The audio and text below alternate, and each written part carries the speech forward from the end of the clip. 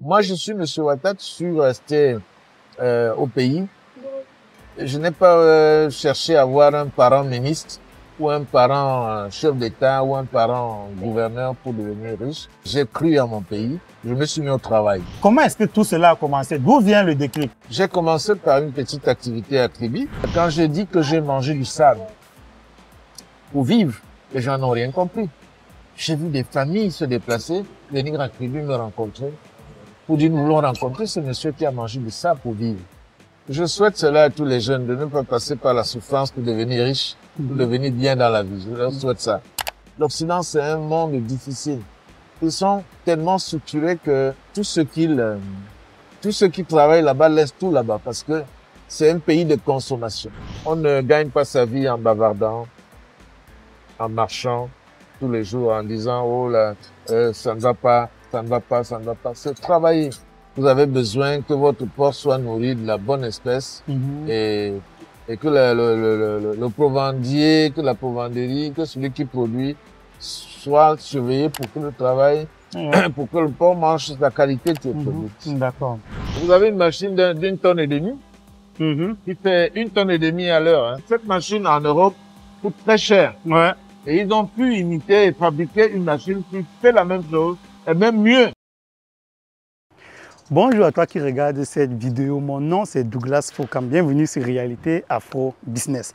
L'introduction ne sera pas longue, mon introduction ne sera pas très longue parce que dans la vidéo d'aujourd'hui, dans la très longue vidéo d'aujourd'hui, il ne sera pas question de moi, il sera question de Papa Ouattara avec qui j'ai déjà fait un premier interview, hein, mais l'interview n'était pas, je dois avouer que la qualité de l'interview n'était pas très bonne et c'est le premier conseil que je vais vous donner et vous allez découvrir pas mal de conseils comme ça tout au long de la vidéo de Papa Ouattara, c'est que lorsque vous voulez faire quelque chose, lorsque vous avez envie de faire un projet qui vous tient à cœur, arrêtez de réfléchir, arrêtez de tergiverser, faites-le. L'exemple, le fait que j'ai fait un premier interview dont la qualité n'était pas très bonne, c'est déjà un premier exemple. Papa Ouattara lui-même, il me l'a dit, hein, mon fils, la dernière fois que tu étais ici, avec ton vieux téléphone là et tes micros, que le son n'était même pas très bon. Tu reviens aujourd'hui avec un téléphone dernier gamme et des caméras. Qu'est-ce qui s'est passé? On voit que tu évolues là.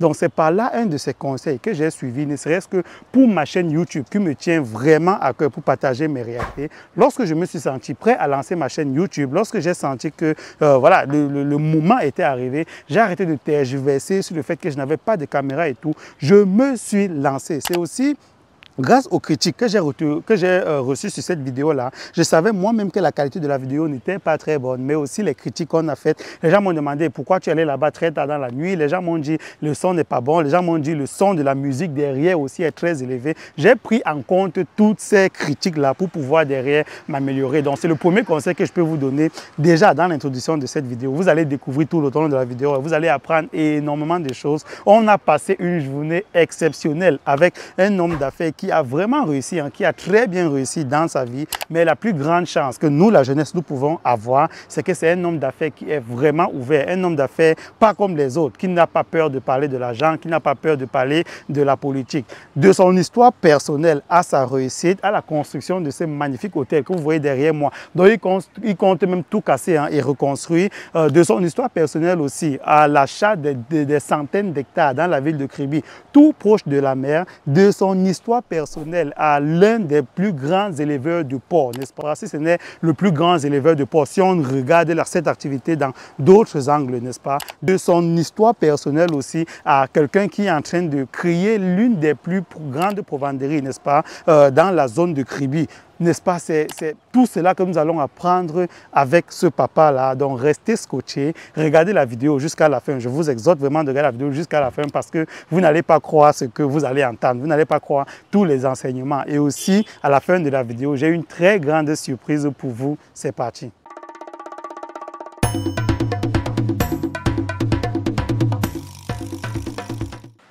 Bienvenue dans cette vidéo. Ici, c'est voilà, deuxième interview qu'on va faire avec Papa Ouattara. Comme je vous l'ai dit déjà en introduction, on a fait une interview la dernière fois. C'était fait de façon un peu improvisée, hein, parce que j'étais vraiment sur le coup du bluff, le coup du wow de toute la femme. Et je venais aussi de créer ma chaîne YouTube où je me suis dit que je dois partager absolument tout cela avec vous.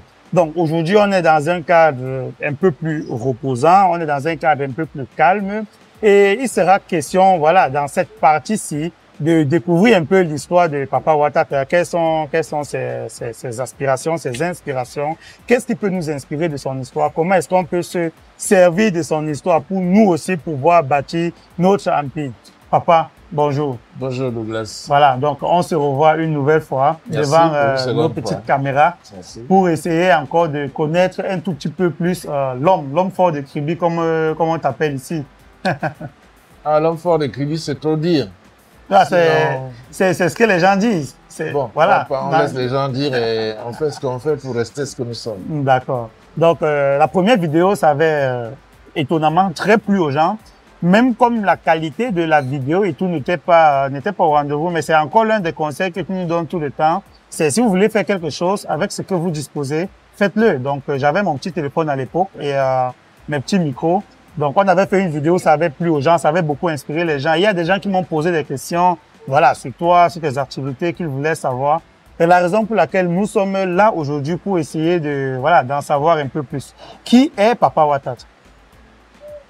Papa Ouattara, c'est un Camerounais, né à Obala, qui a fait toutes ses études maternelles, primaires et secondaires à Obala. Qui est resté dans le même lycée du début de la première jusqu'en terminale, de la 6e jusqu'en terminale, et qui a fait ses études maternelles de la CIL jusqu'au cours moyen 2. Donc j'ai passé tous mes cycles primaires et secondaires au lycée d'Obala, à Obala, qui est ma ville natale. Et je suis ravi du fait que mon histoire intéresse les Camerounais, parce que sur d'autres sujets, j'ai déjà eu à parler de ma vie. Et je me rends compte que ça a inspiré pas mal de Camerounais. Je suis ravi aujourd'hui que la diaspora également s'intéresse à cette vie qui est une vie difficile. Je dirais même atypique. Parce que c'est un parcours difficile, mais il faut le faire. Pour ceux qui réussiront à faire des parcours comme le mien, réussiront dans la vie. Parce que si vous y ajoutez beaucoup de choses, pour pouvoir réussir, vous allez échouer. Et si vous croyez, si vous êtes déjà, vous prenez conscience de votre état d'esprit, état de personne que vous êtes, et dire que vous devez être un homme, vous devez réussir dans la vie, vous devez fonder une famille et faire ce que l'être humain est venu sur Terre faire. Vous le faites, vous réussirez. D'accord, papa. Donc, en parlant de ton parcours, aujourd'hui, on peut compter à ton actif, voilà, quand on parle de l'homme fort de Kribi, on pense effectivement au port. Derrière, il y a la provendérie aussi qu'on va visiter tout à l'heure. Et après, ce que très peu de gens ignorent, je veux dire dans mon audience, ce que très peu de gens ignorent, c'est que tu tiens aussi un hôtel. Comment est-ce que tout cela a commencé? D'où vient le déclic? Bon, j'ai commencé par une petite activité à Kribi. C'est une activité de manutention qui s'est développée en créant une société de gardiennage, l'Océan Sécurité, sans publicité. Et après l'Océan Sécurité, j'ai créé l'hôtel, l'auberge de la sécurité. Parce que c'est la sécurité qui a créé l'auberge. Et c'est apporté le nom de l'auberge de la sécurité. Aujourd'hui, de l'auberge de la sécurité, on est maintenant à l'hôtel Le Paradis. Qui est ce que vous voyez aujourd'hui comme hôtel. Voilà. Dans mon enfance, j'ai connu une enfance assez difficile où j'ai fait comment on dit, l'enfant de maison chez un parent qui élevait des porcs et des poulets. Et chaque fois qu'il allait en vacances, c'est moi qui m'occupais de ces bêtes sans être allé à l'école. Mais je voyais faire et j'ai copié. Je m'étais dit, je ne finirai jamais sans passer par là. Voilà, ma première inspiration, c'est ce papa qui était d'Acom 2 ici. Un couple très gentil qui m'a pris quand j'étais tout petit orphelin. Ils ont dit, bon, je veux quelque part chez moi. J'étais au lycée. Il fallait que j'aille d'abord faire le ménage là-bas, laver les couches et tout, et puis avant d'aller à l'école. Et je vivais comme ça. Ça m'a donné l'envie de faire l'élevage. Et aujourd'hui, je suis l'un des éleveurs de mon pays et j'en suis fier. D'accord, d'accord. Et concernant la provendérie, c'est parce que la demande, je veux dire, tu fais la provendérie pour revendre ton aliment derrière ou bien tu le fais juste pour tes porcs? La provendérie, c'est une activité qui est normalement liée à l'élevage. Quand on peut faire l'élevage sans parler de la provendérie. Mais suivant les quantités des porcs que vous élevez, vous vous sentez toujours obligé de créer une provendierie parce que vous avez besoin que votre porc soit nourri de la bonne espèce et que le provandier, que la provendierie, que celui qui produit soit surveillé pour que le travail, pour que le porc mange la qualité qui est produite. D'accord. Papa, aujourd'hui, on peut se dire, voilà, tous les hommes forts du Cameroun comme toi, ils ont souvent cela de particulier, c'est qu'ils ont beaucoup souffert dans la vie. Donc, la vie n'a pas toujours été tendre avec eux et ils ont bataillé. Donc, le chemin de la réussite qu'ils ont connu, c'est pas le chemin de la réussite qu'on peut voir chez les Américains d'aujourd'hui. Les Américains il suffit d'être un peu futé sur Internet, là, créer des cours d'informatique et on devient riche. Du coup, on se dit, on n'est plus obligé, les jeunes se disent, on n'est plus obligé de passer par votre chemin pour réussir. Est-ce que tu penses que c'est le cas ou alors, voilà, les jeunes doivent définitivement appliquer vos conseils comme vous l'avez fait à l'époque? Je souhaite cela à tous les jeunes, de ne pas passer par la souffrance pour devenir riche, pour devenir bien dans la vie. Je leur souhaite ça. Mais sachez que la vie passe toujours par un feu. Il faut d'abord passer par une endurance pour pouvoir mieux se structurer pour aborder la vie et mieux la contenir. Parce que si vous abordez la vie facilement, vous mettez sur Internet, vous gagnez beaucoup d'argent, vous devenez millionnaire, vous n'en êtes pas si fier parce que vous n'avez pas trop souffert. Et pour celui qui a souffert, il mange avec appétit, c'est tout. C'est vrai. Et il est content de ce qu'il mange. Et je suis convaincu que ceux qui ont souffert comme moi, je dirais à toutes les familles africaines de prendre très conscience des orphelins qu'ils ont dans les maisons ou autour d'eux, de beaucoup veiller sur eux parce que c'est eux qui ont le Cameroun de demain, l'Afrique de demain, le monde de demain. Parce que c'est les orphelins qui arrivent à se faire une vie et devenir des grands hommes aujourd'hui. Je prends l'exemple du Cameroun. Regardez, tous ceux qui nous dirigent aujourd'hui à une certaine échelle, c'est des orphelins. C'est ceux qui ont souffert. Si vous regardez autour de vous, vous verrez que c'est pas ceux qui ont été longtemps à l'école qui gardent, qui veillent sur vous dans les familles. C'est ceux qui se battent. C'est ceux qui ont fait le minimum. Ils ont obtenu le minimum d'école et ils se sont jetés. Ils veulent comprendre la vie et ils ont souffert. Et même c'est ceux qu'on a abandonnés, qui ont eu à réfléchir autrement, qui ont pu, n'est-ce pas, franchir le cap de se dire, je vais créer un monde à moi, un monde meilleur, sans voler, sans tricher et devenir un homme normal. Ouais. Ce que tu es en train de décrire justement les bases de l'entrepreneuriat qui est vraiment de se dire, on a détecté un problème dans la société. Ton problème, ce que tu avais détecté par exemple, c'était le fait qu'on mangeait des viandes de porc de mauvaise qualité, on importait beaucoup. Il n'y avait pas assez d'éleveurs et tu voulais créer ton propre monde dans ce domaine-là. Maintenant, est-ce que c'est ce que tu conseilles à tous les jeunes, surtout les jeunes de la diaspora, d'essayer de créer leur propre monde ou alors tu aimerais leur demander de ne pas, s'ils ont déjà assez souffert en fréquentant, en étudiant au Cameroun, allant en étranger, bah, qui se contentent de ce qu'ils gagnent là-bas ou alors qu'est-ce que tu peux les conseiller? Écoutez, la diaspora est un monde difficile. C'est une éducation autre que celle que nous avons connue dans nos enfances. Nous ne pouvons pas comparer la vie en Europe, la vie en Occident et la vie en Afrique. En Afrique, nous avons été élevés autrement par nos grands-mères qui nous ont appris beaucoup de choses. Ils nous ont appris même comment se battre pour gagner sa vie. Mais à la diaspora, c'est l'école, c'est le travail, c'est beaucoup de choses qui font à ce qu'on gagne. Et la diaspora est organisée. Ceux qui dirigent la diaspora, ceux qui vivent en Occident, l'Occident c'est un monde difficile. Ils sont tellement structurés que tous ceux qui travaillent là-bas laissent tout là-bas parce que c'est un pays de consommation. Ouais. Si vous pouvez travailler, vous gagnez beaucoup d'argent à la diaspora, vous ne ramenez rien au pays parce que tout est resté là-bas. C'est pas facile d'économiser. C'est même pas facile de prendre un peu d'argent envoyer au village pour pouvoir faire sa vie. C'est compliqué. Donc, je dirais aux enfants de la diaspora de toujours croire en eux et de comprendre qu'ils reviennent au pays parce que tout est ici. Tout se fait ici, tout se donne ici, tout se prépare ici et personne ne vous rendra pas la vie facile quand vous allez revenir, mais sachez que vous pouvez réussir. Comme tout ce, je peux vous servir le temps. Ouais. La vie, c'est un combat. Merci. Et un combat, c'est... Merci. Il faut combattre perpétuellement pour pouvoir gagner sa vie. On ne gagne pas sa vie en bavardant, en marchant tous les jours, en disant, oh là, ça ne va pas, ça ne va pas, ça ne va pas. C'est travailler. Faites attention. Est-ce que toi, tu as déjà pensé à, pendant ton parcours, parce que ça a dû être difficile, où tu t'es dit, le Cameroun, franchement, ma place n'est pas ici, je veux aller en Occident. Je veux aller faire reconnaître mon talent, parce que c'est ce qu'on dit toujours. Quand on est en Europe, ou alors quand on veut aller en Europe, on se dit, je veux aller où mon talent sera reconnu.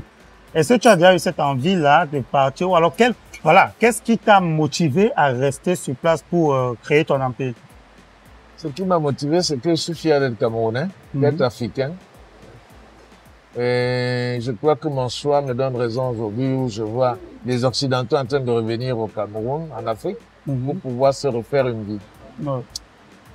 L'Occident est bien pour les études, mais ce n'est pas bien pour une vie. Quand on va en Occident, on va étudier. Et comme je dis toujours, il faut aller en Occident pour voler le feu et revenir au pays. Il ne faut pas aller en Occident pour pouvoir y rester parce que vous ne deviendrez rien quand vous rentrerez chez vous. Il faudrait revenir au pays. J'ai bien pensé y aller un moment, mais rien ne m'a entraîné. Et quand j'ai compris que le pays avait tout pour réussir, je me suis mis au pays, j'ai eu foi à mon pays. Et ça, j'ai réussi. Il ne faut pas dire que j'ai échoué. Parce que quand même, j'ai fait 5 gosses qui sont aujourd'hui tous en Occident, malheureusement, après leurs études au Cameroun. Ils sont là-bas, ils travaillent, c'est les grandes personnes aujourd'hui qui pourront revenir. Et j'ose croire parce que je leur ai toujours inculqué l'envie de revenir au pays parce que le pays leur appartient. Ils viendront construire leur pays. C'est pas d'autres qui viendront construire leur pays. Qu'ils sachent qu'ils doivent revenir à leur pays. L'expérience, l'expertise qu'ils ont eu là-bas, qu'ils viennent partager avec ceux qui sont restés au pays pour développer notre pays. D'accord. Mais ce que j'entends aussi souvent, lorsque je cause avec les personnes de la diaspora, quand je leur dis, le premier conseil que je peux vous donner, c'est de retourner le plus souvent au pays. Certains me disent, oui, c'est bien beau, Douglas, mais toi, tu parles peut-être parce que tu connais des personnes. Au pays, on ne fait rien sans relation. Au pays, s'il faut juste aller mettre du carburant et rentrer dans sa voiture et rentrer indemne, sans problème, il faut connaître le pompiste, il faut connaître vraiment tout le monde. Maintenant, c'est aussi l'une des raisons pour lesquelles les personnes de la diaspora ne veulent pas rentrer. Parce qu'ils sont partis très tôt. Certains sont allés à 16 ans, d'autres à 17 ans. Et ils n'ont pas une base très solide au Cameroun pour dire qu'ils vont rentrer, investir sur place. Qu'est-ce que tu peux leur dire? Disons que tout ça, c'est le cycle de la vie. Un homme qui vit doit savoir qu'il est dans sa tête et dans sa vie au quotidien, il cherche des modèles. Et s'il n'arrive pas à trouver des modèles, il peut en créer lui-même parce qu'il est un modèle qui se forme, qui se crée. Il a l'obligation de se dire, j'aimerais être un modèle. Et je cherche des modèles sur quoi je peux copier pour devenir aussi plus grand. Il faut se fixer des objectifs localement. Pas toujours dire que je ne veux pas rentrer au pays parce que je n'ai plus à perdre pour être quelqu'un. Il faut. Moi, je suis M. Ouattara, je suis resté au pays. Je n'ai pas cherché à avoir un parent ministre ou un parent chef d'État ou un parent gouverneur pour devenir riche, pour devenir ce que je suis. Et j'ai cru à mon pays. Je me suis mis au travail. Et se mettre au travail, on a tellement de possibilités. Je crois qu'il faut repérer les modèles. Étant en Europe, venir essayer de suivre ces modèles, suivre les concepts de ces modèles. D'ailleurs, vous en êtes un, Douglas. Vous avez suivi, vous avez pratiqué ce que vous avez conseillé, vous avez vu les résultats. Ça vous tente. Vous êtes aujourd'hui à 80% en train de vouloir revenir au pays, chercher à comprendre comment pour vous mettre, mais tout en copiant un modèle. C'est difficile parce que le monde aujourd'hui, les modèles sont en train de se détruire, c'est la dépravation, c'est tout. Malheureusement, c'est ça. Mais il faut pas s'accrocher à cela. Il faut devenir son propre modèle. S'il n'y a pas de modèle, il faut en créer et être soi-même un modèle. C'est vrai. À copier. C'est vrai. Et toujours dans le cadre de ton histoire, aujourd'hui, tu as beaucoup d'expérience. Tu as beaucoup d'expérience dans la vie. Et la vie a aussi beaucoup changé. Beaucoup, énormément changé. Je le dis parce que je suis un peu de la vieille école. Je suis ce genre d'enfants-là, comme beaucoup, sur les personnes qui nous suivent, qui ont eu des papas, voilà, qui ont des papas très âgés, des papas qui ont eu, qui les ont élevés avec des éducations à la dure. Donc, on n'était pas peut-être des familles modernes qui mangeaient à table avec papa et tout. Donc, du coup, aujourd'hui, la vie a beaucoup changé. Et énormément, aujourd'hui, on a aussi beaucoup de jeunes de ma génération qui ont aussi, eux aussi, des papas très jeunes qui, le plus souvent, sont peut-être au même niveau intellectuel, alors au même niveau de réflexion que moi, qui suis, voilà, en quelque sorte leur fils. Donc, toi, aujourd'hui, tu es au-dessus de tout cela. Tu as énormément d'expérience. Et tu vis aussi aujourd'hui cette vie-là qui a complètement changé avec l'avènement des réseaux sociaux. Tout le monde veut être star, tout le monde veut se faire connaître par tous les moyens. Et même ceux qui sont dans la diaspora, ils sont le plus souvent concentrés à faire des recherches sur Facebook pour voir ce qui ne va pas au pays. Ils sont abonnés aux pages du pays où on ne dit que ce qui ne va pas. Donc, ça aussi, ça peut constituer une peur de revenir.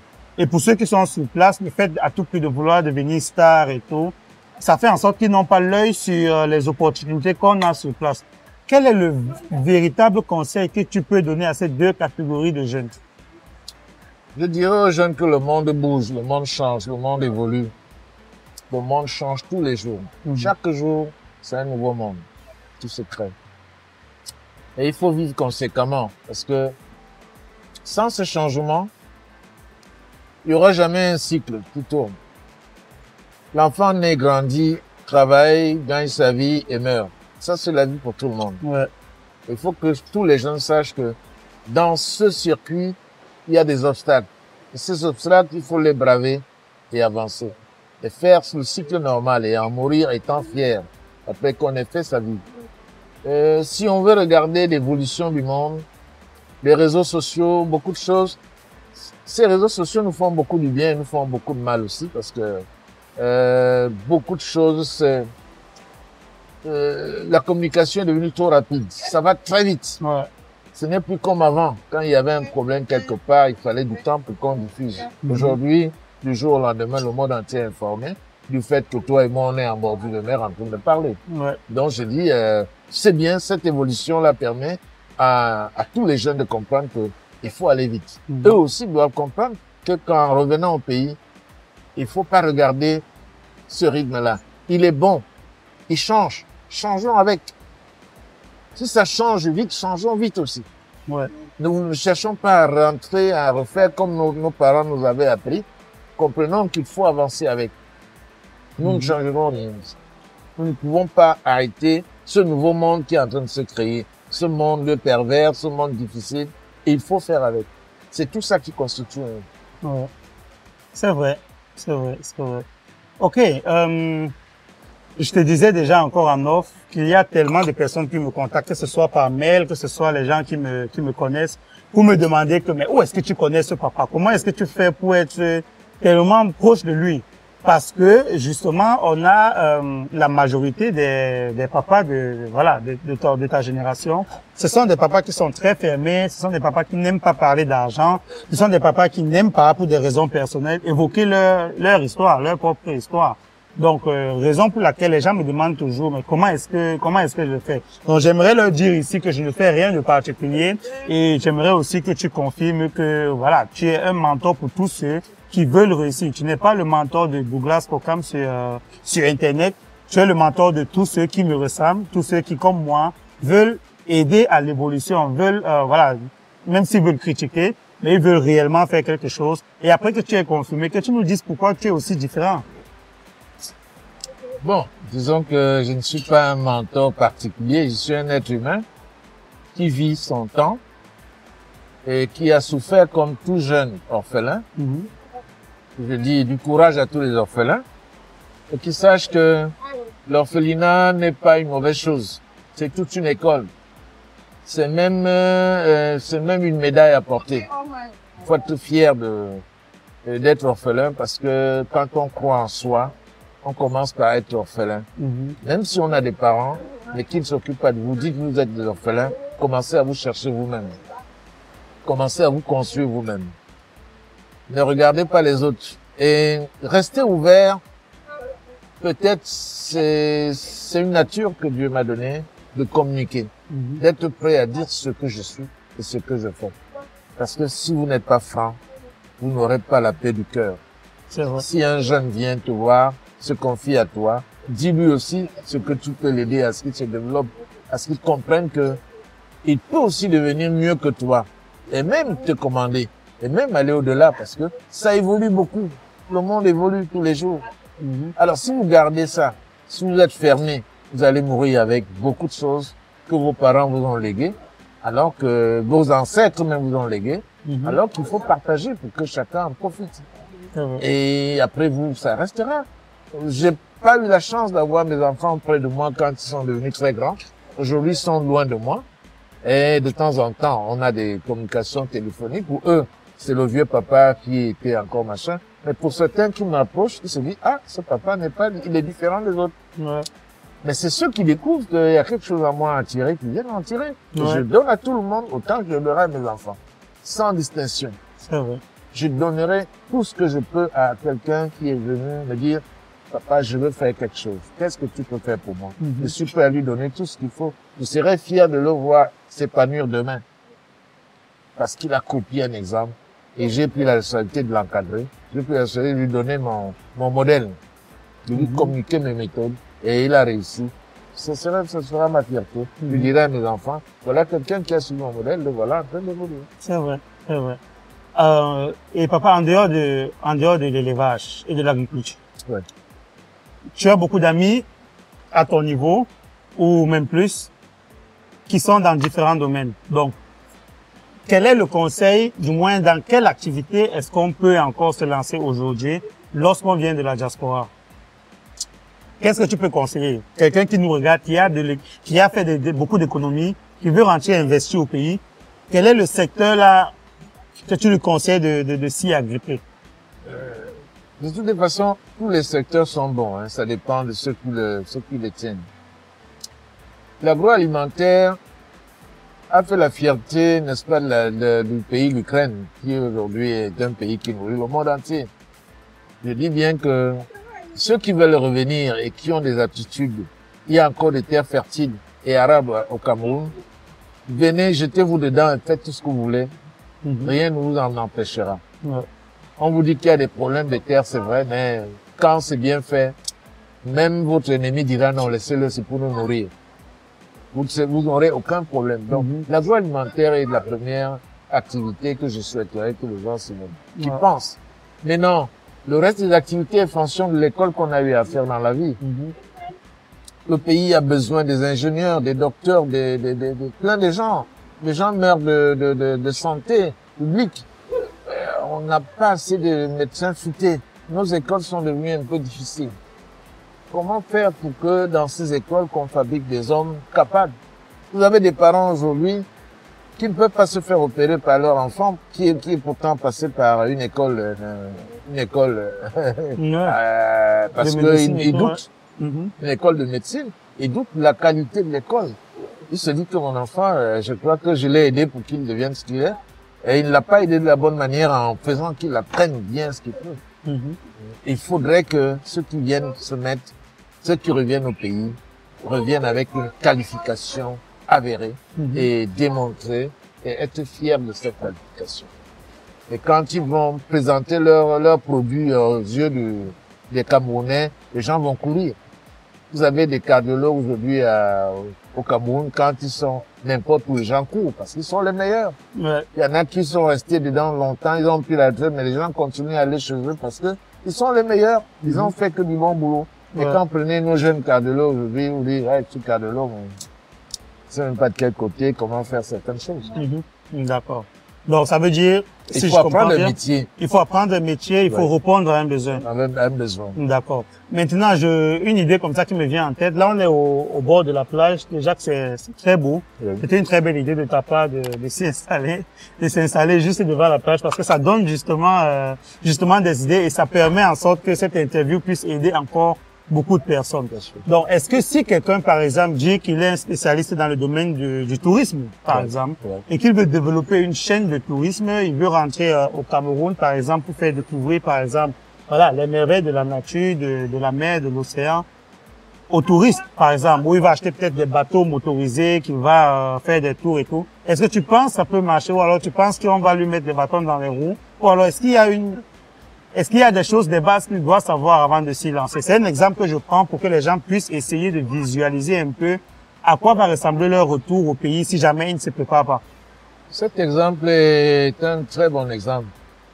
Les gens pensent toujours que ce qu'on attend d'un Camerounais qui veut revenir, c'est que il va arriver, on va lui mettre des bâtons dans les roues. Non, venez foncez dans le travail. Commencez même, l'État va venir dire, mais quand l'État verra votre engagement, ils vont vous suivre, ils vont même vous aider. C'est ce que nous avons fait. On est venu à Kribi, on nous aimait pas beaucoup, hein. On disait non, venez prendre les terres des gens et tout. Et dès qu'on s'est mis au travail, tout le monde a suivi.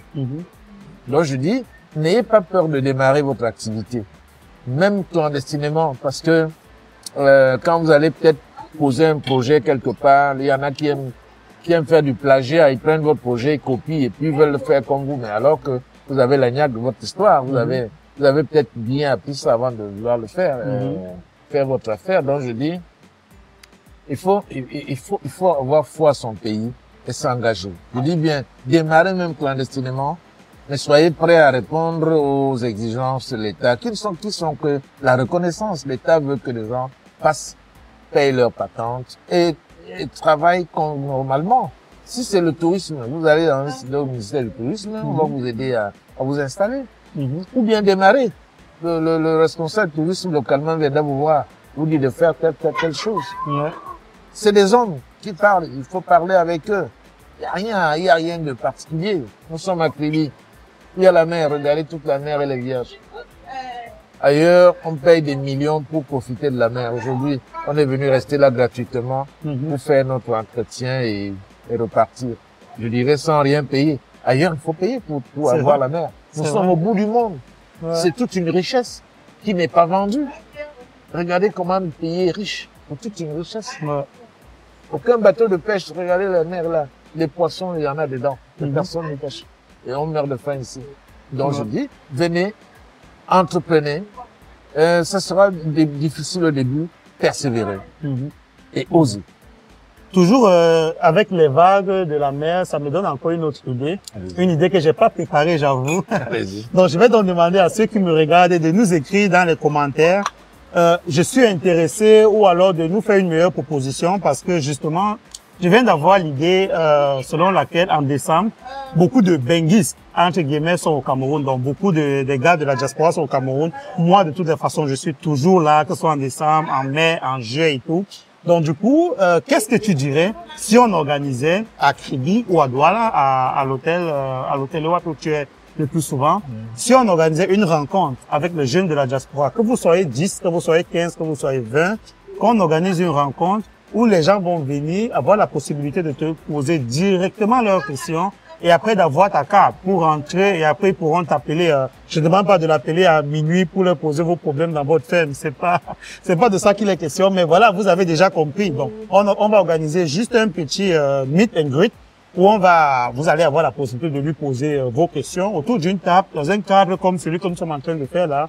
Vous préparez vos questions, des questions intéressantes, des questions importantes qu'il va répondre, qu'il va peut-être pouvoir vous diriger vers des bonnes personnes pour mieux vous aider à vous implanter, à réussir votre retour au pays. Donc, papa, si tu me donnes ton d'accord, je leur demanderai à ceux qui nous regardent de m'écrire en commentaire s'ils voient ça d'un bon œil, s'ils seront présents.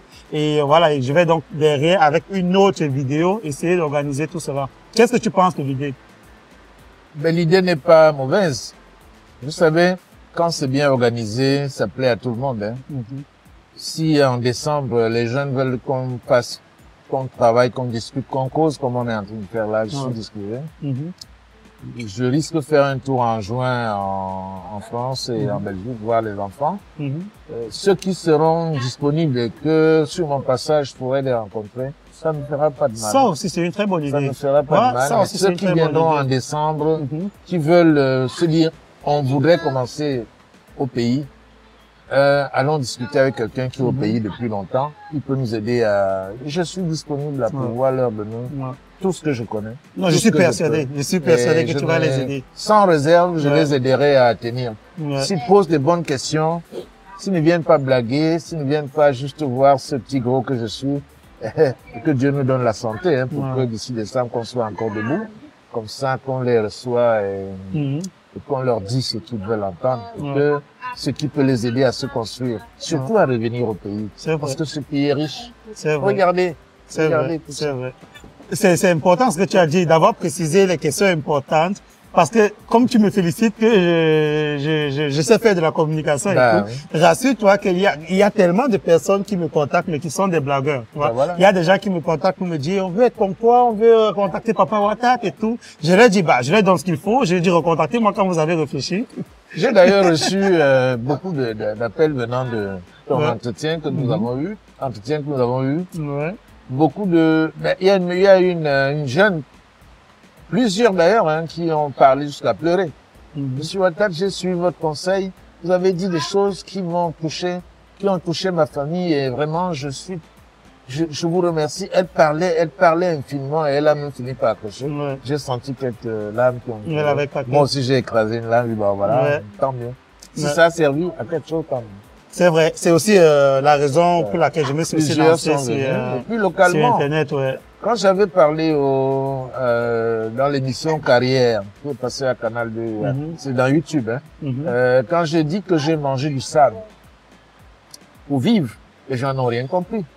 J'ai vu des familles se déplacer, les Nigra Kribi me rencontrer, pour dire nous voulons rencontrer ce monsieur qui a mangé du sable pour vivre. Pourquoi il n'est pas allé faire comme tout le monde, aller voler et manger, il a fait manger du sable. Et c'était comme un mythe. Ils disaient c'est pas possible. Et je leur ai dit oui, c'est vrai. Nous sommes à bordure de mer, voilà du sable. Pour moi, je croyais que c'était la bouffe, ça m'empêchait de manger. Pourquoi voler alors qu'on a du sable? On le prend gratuitement, on mange. Je savais pas que ça m'a fait ce que ça a fait, mais ça a beaucoup éduqué certaines personnes pour dire qu'il faut endurer dans la vie. Est-ce que tu permets qu'on revienne un peu vraiment sur cette histoire de sable-là? Parce que les gens vont nous regarder, les gens vont se dire que c'est une façon de parler. Ils vont dire non, qu'on parle de manger le sable, c'est une façon de dire qu'il a tellement souffert et tout. Est-ce que tu as réellement pris du sable entre tes mains, tu l'as mis dans ta bouche? J'ai ramassé du sable, j'ai mis dans ma bouche, j'ai avalé. J'ai passé presque 2 semaines sans aller au chiottes. Et c'est à l'hôpital qu'on a essayé d'extraire cela parce que ça commençait à me causer des problèmes de santé. Et quand ils m'ont demandé, je leur ai dit oui, j'ai mangé. Et bon, on a extrait le sable. Après, j'ai repris la vie normalement. Ça a pris du temps. Je vais le repas du sable à toucher plus d'un Camerounais, plus d'un Africain. On ne peut pas le faire dans le monde qui a mangé du sable. Ça, il faut le reconnaître. Il y en a qui pensent éviter des raccourcis pour devenir des hommes. Mais il y en a qui passent par des raccourcis. Et c'est parmi ceux-là qui pensent qu'il faut endurcir, il faut souffrir pour arriver. Il suffit pour arriver, l'homme m'a poussé à manger le sable. Et le sable, c'était peut-être une orientation divine. Parce que ce sable m'a fait plus de bien que de mal. Parce que quand moi, je me suis rendu compte que je l'ai mangé pour éviter de voler, ça m'a beaucoup stimulé à poursuivre la recherche, à poursuivre la vie. À comprendre que je dois me battre pour trouver de quoi manger, comment fonder le camis. Ce repas était un repas salutaire pour moi. Parce que depuis lors, j'ai compris que faut commencer par avoir foi en soi-même. Au lieu d'attendre les autres pour pouvoir vivre, pouvoir se donner un concours, pour pouvoir vivre une vie de femme, il faut commencer par faire un peu sur soi-même. Je pensais que on ira dans les poubelles, se trouver à manger, on ira chez les gens, taper à la porte, tendre la main pour qu'on donne il faut comprendre qu'il faut. Pour ceux qui n'auraient peut-être pas vraiment compris le fond de cette histoire, connaissant Papa Ouattara très bien, je peux essayer peut-être je pourrais peut-être essayer de reformuler ce qu'il a dit en d'autres termes. Chacun de nous a une histoire. Chacun de nous a une histoire particulière. Ce n'est pas seulement les gens qui ont déjà réussi qui ont une histoire. Donc, ce que nous devrions essayer de faire, ce serait de nous constituer une histoire. Donc, notre véritable histoire, parce que on a des gens que leur histoire ne les touche pas assez, parce qu'ils ne sont pas conscients de ce qu'ils ont vécu. Même si vous êtes né avec une paix en or dans la bouche, forcément vous avez une histoire qui vous est propre, parce que vous n'êtes pas venu au monde par hasard. Nous sommes venus tous au monde avec un objectif particulier, et ce n'est qu'avec votre histoire que vous pourrez déterminer le sens de votre vie, n'est-ce pas? Donc, ce qu'il essaie de nous dire, c'est de dire, vous n'êtes pas obligé de retourner aujourd'hui au pays pour commencer à manger du sable et dire que vous avez réussi. Ce n'est pas de ça qu'il est question, mais essayez d'aller dans votre histoire, essayez de regarder tout ce que vous avez vécu, des personnes qui vous ont rejeté, ou alors des écoles qui vous ont rejeté, ou alors des opportunités que vous n'avez pas pu saisir. Essayez de comprendre pourquoi est-ce que cela vous est arrivé. Ça ne vous est pas arrivé par hasard, ça vous est arrivé pour vous préparer à être à la position où soit vous êtes déjà, soit vous devez être. Donc, c'est à vous vraiment de tirer le sens de votre histoire. Donc, c'est un peu cette petite clarification-là que je voulais faire, vous donner ma compréhension de l'histoire de Papa Wata. Donc, Papa, tu es un aujourd'hui, tu es un modèle, je ne cesse de le dire. Et on a évoqué cela tout à l'heure de façon assez courte, mais j'aimerais vraiment revenir là-dessus parce que je trouve que c'est très, très important. C'est un problème qui nous touche. C'est un problème que je suis persuadé que ça touche tout le monde. C'est cette histoire de mentor. On en a aussi parlé dans notre dernière interview. Mais aujourd'hui, j'aimerais qu'on ait un peu plus en profondeur. Aujourd'hui, tout le monde, les jeunes cherchent des mentors et tout le monde se prétend être un mentor. Alors que, voilà, on a des jeunes on a des aînés qui ne sont pas assez réfléchis ou alors des aînés qui ne sont pas bien positionnés pour être un mentor. Quelle est la cause de cela? Qu'est-ce que tu entends? Disons que les mentors se fabriquent, hein. Un mentor, déjà, c'est, quand on vous appelle mentor, c'est qu'il y a quelque chose en vous, que vous devez partager, que vous n'avez pas à partager, que d'autres ont besoin. D'autres en ont besoin pour se développer. Alors, si vous êtes un mentor, et que les gens viennent vers vous, pour que vous avez quelque chose, donnez-leur entièrement cette chose. Ne vous saisissez pas, ne dites pas, je ne veux pas tout donner. On est né, et on apprend, et on doit partager. On ne doit pas garder. Nos héros nationaux se sont fait des mentors, ont fait des choses que nous ne s'attendions. Quand je prends le cas d'un très haut héros, un très grand héros national comme Ignobe, qui a pris celui d'aller lui parler du Cameroun. Personne ne voulait de passer là-bas, mais il est arrivé de sa petite taille, il a dit, je viens du Cameroun, je vais parler du Cameroun. On lui a donné le doigt et il a parlé. C'est le risque à prendre. Et tout le monde est resté aujourd'hui plaqué sur lui. Il est un mentor national, un mentor même pour toute l'Afrique. Un mentor pour le monde entier. Mandela, il connaît le même problème. Il a fait la prison, il est ressorti. Tout le monde ne parle que de Mandela comme un mentor. Les Wandi NS qui ont fait du natif pour revendiquer juste l'indépendance du Cameroun, juste la liberté du Cameroun. Ils sont des mentors, des vrais mentors. Mais tout ce qui se fabrique autour de nous aujourd'hui, c'est des mentors, c'est vrai, ceux qui ont souffert, et qui ont souffert de la souffrance, la réussite. Parce qu'il n'y a pas de succès sans échec. Et quand on a échoué, et qu'on est parti de l'échec pour pouvoir surmonter et aller au-delà, c'est qu'on est un bon mentor parce qu'on va bien raconter son histoire. Si on va directement par le succès sans connaître l'échec, c'est des feux de paille, hein. Ça n'a jamais été meilleur que ça, ça ne va pas longtemps. Donc, je dis, les mentors, c'est des personnes qui ont quelque chose en eux, qui doivent partager.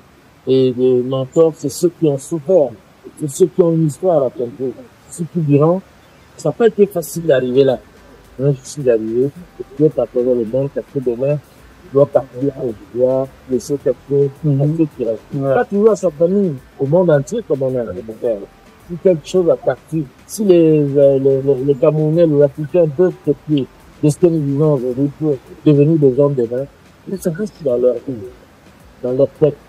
C'est ce partage qui est plus important. Vous qui êtes au Sénégal, vous qui êtes dans tout le monde entier, vous suivez cet entretien, profitez-en, devenez des mentors, devenez des exemples, devenez des modèles à copier pour votre entourage, et c'est tout ce que l'on fait.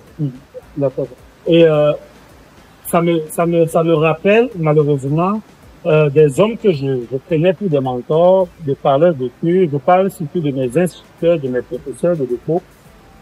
Après mon passage en Europe, après tout ce que j'ai appris, il y a certains, quand je reviens vers eux pour essayer de leur dire merci, c'est les véritables héros, n'est-ce pas, du Cameroun, c'est vous. Je dirais que j'ai trouvé ces instituteurs-là un peu tout petits, parce qu'ils vont peut-être te dire, ils vont se rabaisser au niveau d'une bière, ils vont te dire, mon fils, où est ma bière que tu as apportée, je veux une bouteille de vin, tu ne bouges pas, si tu ne m'as pas donné une bouteille de bière. Qu'est-ce qui fait en sorte que ceux qui sont supposés être des mentors deviennent si petits aujourd'hui? À quoi, par exemple, que si peut-être, ou bien Félix Mouillé ou Ernest Wandji aujourd'hui, peut-être ils auraient perdu leur valeur et ils seraient là aujourd'hui en train de demander une bière. Quelle peut être la cause de tout cela? Disons, le monde change, hein, toujours, ça évolue. L'être humain est divers ondoyant. Souvent, l'environnement, on vit en fonction de l'environnement, on vit plus en fonction de ce principes. Chaque humain vit avec des principes, mais qui sont parfois modifiés par la nature, par l'environnement. Par l'environnement politique, l'environnement social, l'environnement économique. Tout beaucoup sur les êtres humains. Aujourd'hui, la famille ne peut faire des choses pas petites. Mais ceux qui sont restés intacts, qui sont restés à 90% fermes dans leur manière de faire, sont reconnus et sont vénérés.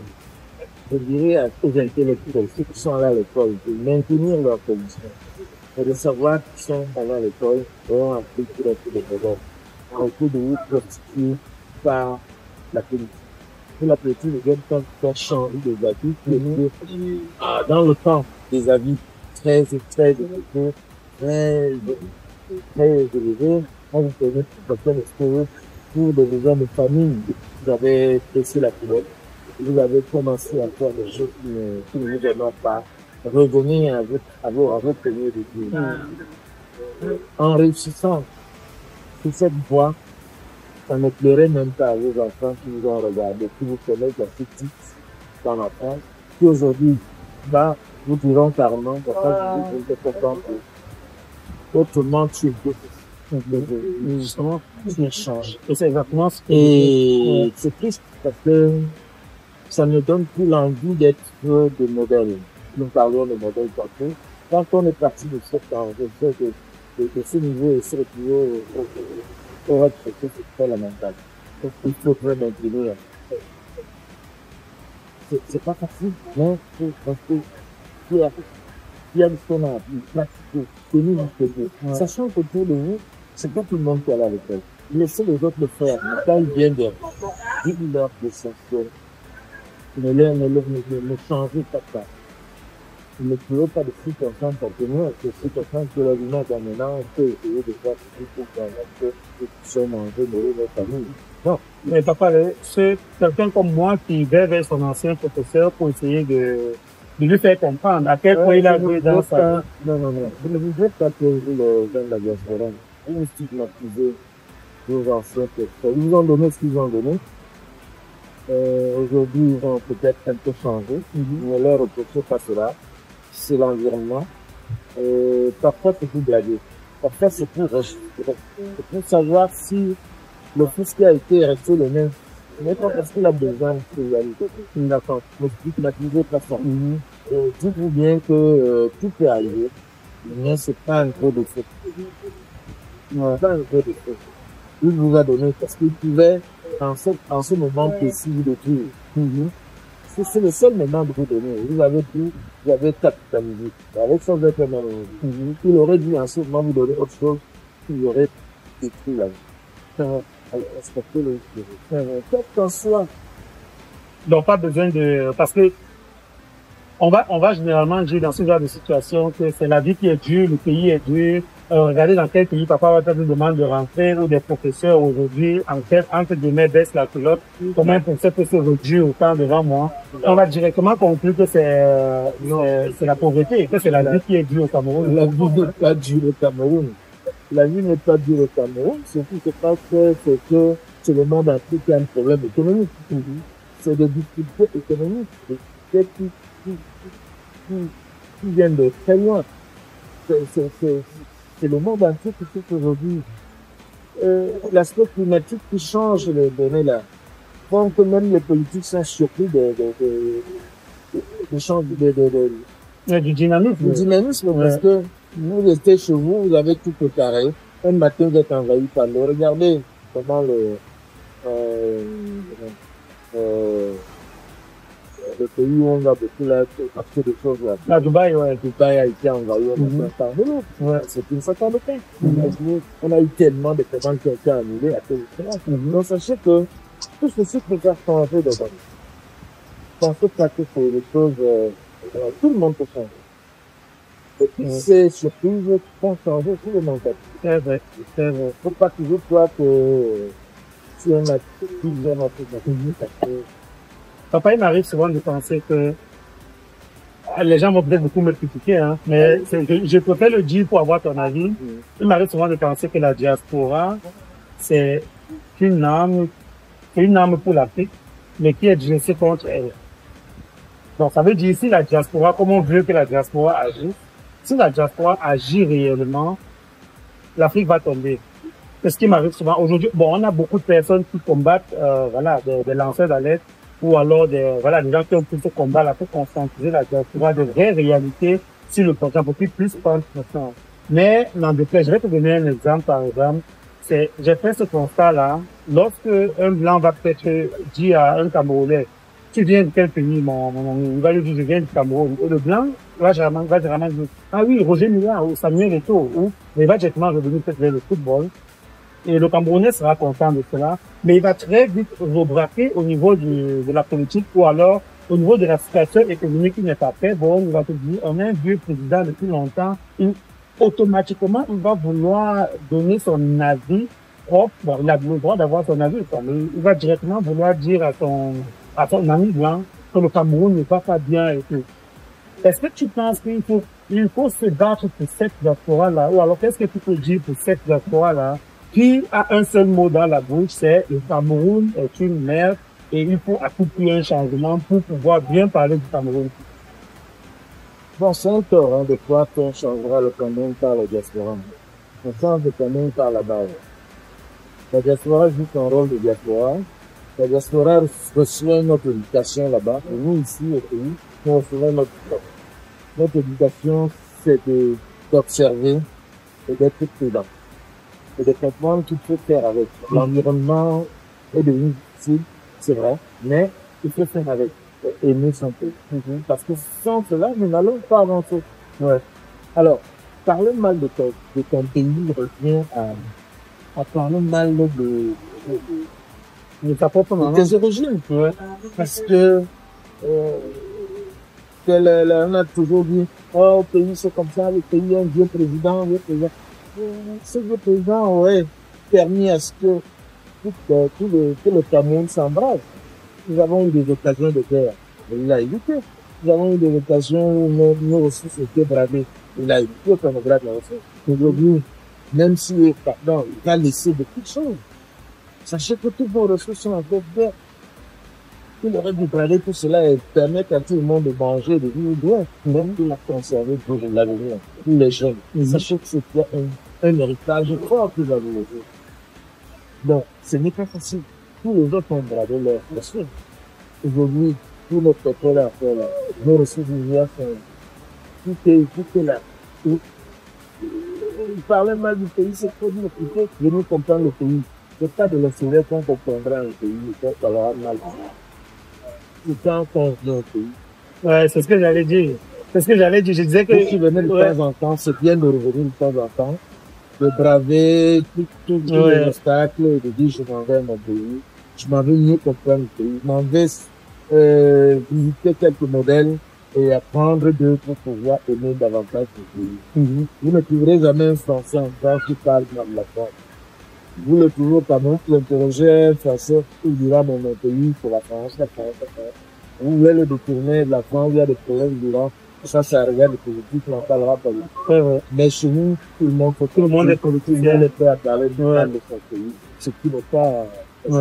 C'est vrai, c'est vrai. Donc, tout ça, ça revient toujours à une solution. Ceux qui vivent dans la diaspora, ils doivent faire l'effort, ils doivent vraiment faire l'effort, peu importe ce que ça leur coûte, d'être au Cameroun au moins une fois par an, une ou deux fois par an. Voilà, parce que le véritable problème aussi, ça c'est vraiment dans mon entourage, c'est que les gens vivent le pays plus à travers Facebook qu'à travers le pays. Donc du coup, il y a tellement de pensées négatives. J'ai même posé avec les gens, je leur ai dit, mais pourquoi ça fait 5 ans que je parle au Cameroun? Ça ne se fait pas. Mon ami va se reconnaître, quand il va regarder cette vidéo, il va dire que je parle de lui. Mais il m'a dit, mon cher ami, avec ce qui se passe au pays là, si je descends à l'aéroport, on va couper ma tête. Lui, je mais couper ta tête par rapport à quoi? Je lui dis, mais tu es qui? Tu n'es personne. Tu ne représentes rien. Tu n'es qu'un grain de sol dans la main. Voilà. Tu ne peux pas, on ne va pas te couper la tête. Mais si tu veux te donner une tête à couper, on va la couper. Mais si tu viens avec des idées de construire, de développer quelque chose, on va t'aider à développer quelque chose. On va t'orienter ailleurs, on peut t'orienter vers la politique qui est un peu parce que ça vous entraîne dans des raisonnements qui ne vous aident pas. Après, papa, mon propre avis, que je vais dire aux gens ici, c'est, moi, mon avis personnel, c'est que la politique, le monde de la politique reste un monde encore très compliqué, encore très cynique. Ce que je vais inviter les gens à faire, c'est de rester le plus neutre possible. Moi, c'est ce que j'essaie de faire. Certains présidents français nous ont d'ailleurs dit que c'était trop tôt de nous donner cette démocratie. Ils avaient raison. Nous, on n'y croyait pas beaucoup. Mais on se rend compte qu'aujourd'hui, cette démocratie nous a plus fait de mal que de bien. On a pris qu'on était capable de faire comprendre. C'est toute une histoire, c'est toute une épreuve. Ça prend du temps pour nous obtenir la démocratie. Est-ce que les gens doivent comprendre que chacun a son rôle à jouer?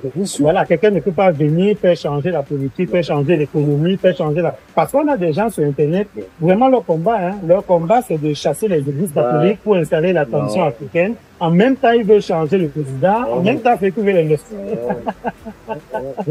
Mais tu laisses les autres faire leur travail, que chacun va faire ce qu'il peut faire. Voilà, c'est ça. C'est que chacun apporte ce qu'il peut pour son pays. Voilà. C'est tout le pays problème. Voilà. Donc, on a parlé de Papa Ouattara, on a parlé de son hôtel, de sa grande ferme, très très grande ferme, avec des porcs de très bonne qualité.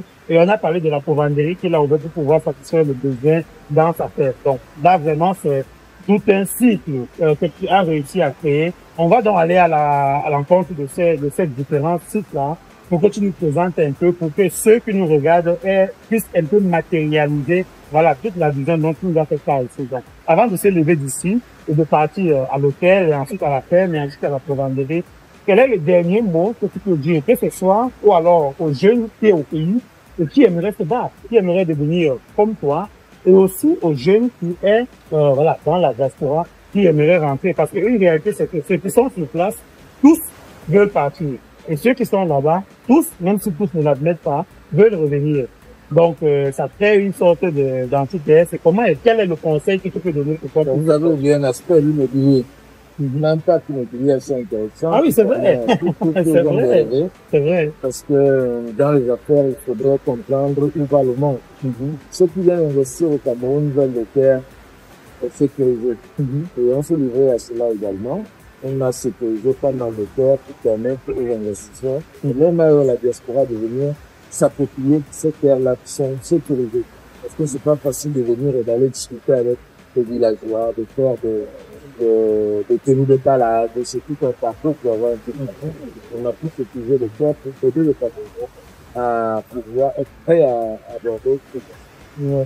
Donc maintenant, parlant de votre dernière question, tu parlais de le conseil à donner aux jeunes qui sont sur place, parce que tous les jeunes qui sont ici au Cameroun avec nous actuellement, même ceux qui sont autour de nous, là, si on leur demande leur avis sincère, tous veulent aller au Canada. Et tous ceux qui sont en Occident, paradoxalement, tous au fond veulent revenir au pays. Comment résoudre ce problème? Et je ne sais pas si c'est un problème. Le monde est devenu un village planétaire. On peut vivre au Canada, on peut vivre au Cameroun, on peut vivre en Belgique, on peut vivre au Cameroun. Ça, dans tous les cas, on est sur la Terre. Et sur la Terre, pour ceux qui sont bien d'aller au Canada, allez-y. Mais sachez que quand vous quittez le feu, vous perdez. Parce que les accents auront peur. Ça va se développer sans vous. Si vous allez faire encore 5 ans pour vous faire connaître, pour avoir un papier, alors que sur place, 5 ans après, vous pouvez devenir riche, vous trouverez que le monde vous a abandonné. Restez au pays.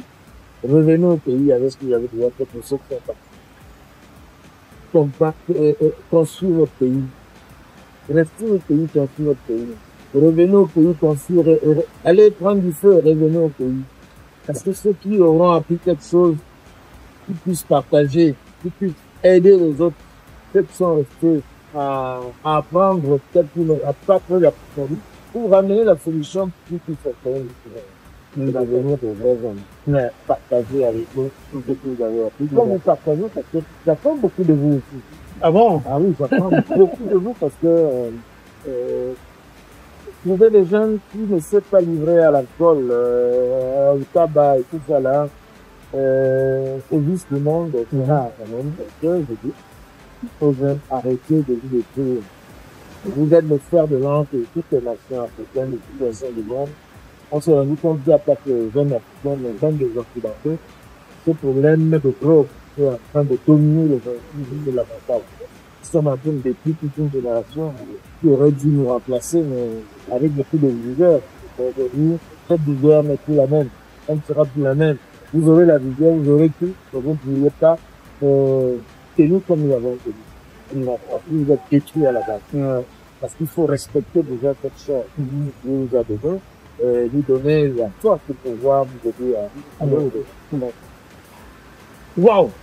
Waouh, vraiment waouh! On a parlé, on a abordé beaucoup de sujets. Je suis persuadé que ceux qui nous regardent vont beaucoup aimer. N'oubliez pas la proposition que nous avons faite, que nous vous avons faite. Papa Ouattara sera en France et en juin, c'est ça?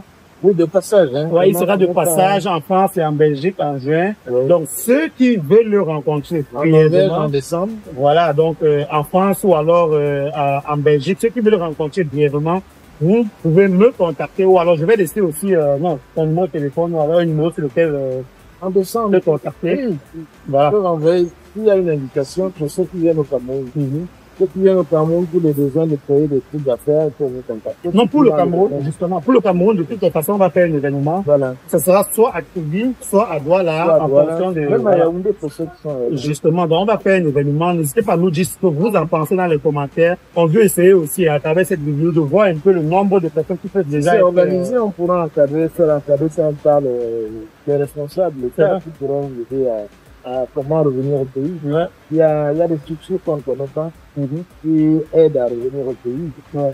Là, on sera dans le concret. Là, on sera réellement dans le c'est organisé, on va suivre la situation. Voilà. Voilà, il y a des jeunes qui sont là, qui veulent qu'on parle un peu. Parce que d'aucuns diront, ils sont en train de faire une réunion politique. On sera en période pour impliquer l'État sur tout le ouais. Les élections aussi. Les élections étant, voilà. Il faudrait être prudent. Tous les rassemblements doivent être suivis. Il faudrait informer l'État de tout ce que nous voulons faire. Et stimuler les jeunes à revenir pour développer leur pays, dans leur pays. D'accord. Ce serait très très intéressant. Je pense que là on a déjà presque la confirmation. On attend plutôt votre confirmation pour voilà nous donner pour nous aider à faire une petite statistique, de voir un peu combien de personnes seraient intéressées ou alors combien de personnes seraient présentes au Cameroun. Donc papa, on a appris assez, vraiment beaucoup de toi. Et j'attends le retour des gens dans les commentaires. Et vous allez peut-être aussi comprendre. On a à côté de nous un papa là il a beaucoup travaillé, il a beaucoup fait pour le Cameroun. Et il est comme devant tout un grand champ. Il voit un champ qui est vide. Et il voit des gens qui sont autour de ce champ-là. Et tous sont en train de fuir. Et lui, il est devant le grand champ, il les appelle, mais revenez, il y a de la place, revenez. Donc c'est un peu ça la matérialisation de sa vision. C'est pour vous permettre aussi de comprendre facilement ce qu'il veut dire. Donc, il sait ce dont il est en train de parler, il sait sur quoi il compte, et quand il dit il y a de la place, il y a réellement de la place. Donc, n'hésitez pas à nous contacter, n'hésitez pas à le contacter pour qu'on essaye vraiment ensemble de pouvoir organiser quelque chose de grand, quelque chose de respectueux, où nous allons beaucoup plus échanger, n'est-ce pas? On va vous passer la parole, lui passer la parole pour que nous puissions tous ensemble apprendre de nous-mêmes. Donc là, maintenant, on va aller visiter les exploitations de Papa Ouattara. On va vous reprendre de l'autre côté, etc.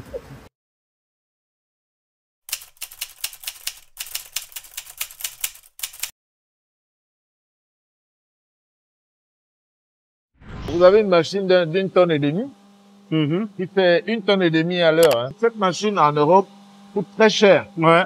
Et ils ont pu imiter et fabriquer une machine qui fait la même chose, et même mieux. Pour faire un élevage, un bon élevage, il faut avoir une poranderie. S'assurer de la qualité de l'aliment que tes bêtes prennent pour pouvoir produire de la bonne viande. Ceux qui veulent venir au Cameroun, il suffit qu'ils prennent contact avec nous pour que nous puissions leur donner une bonne orientation. Il faut avouer que l'Ukraine devait beaucoup nous parler.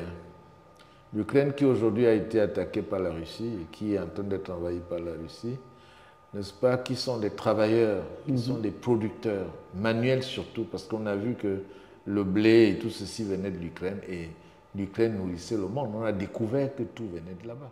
Tous ceux qui viendront au Cameroun pour développer, ceux qui viendront travailler, je dis qu'ils viennent, qu'ils se mettent au travail, qu'ils ne regardent pas trop la politique. Quand tu travailles, M. Ouattara, c'est vrai que tu aspires aussi à devenir comme lui. Donc moi, je ne peux pas dire que je veux aller au Canada ou bien moi, je veux aussi avoir mon propre truc. Quelle est ta plus grande difficulté en tant qu'apprenant?